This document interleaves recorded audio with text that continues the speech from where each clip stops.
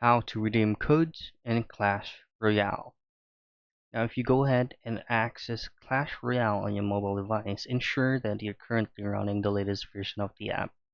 If not, just simply go to Google Play Store or where you have downloaded the app and just hit on update.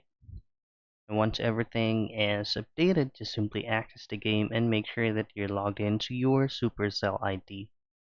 Now, redemption of promo codes in Clash Royale, there is actually no immediate button, just to simply pressing on that and typing in your code and you're good to go. It's not how that works on Clash Royale on any other games.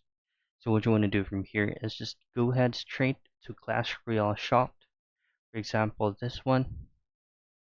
Now, redemption of promo codes on Clash Royale may not be available for all the products that you will be purchasing in Clash Royale.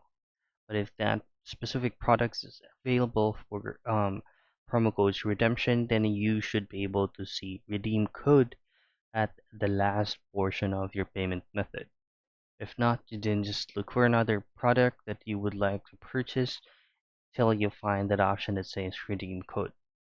So that's it. That's how you redeem a code in Clash Royale.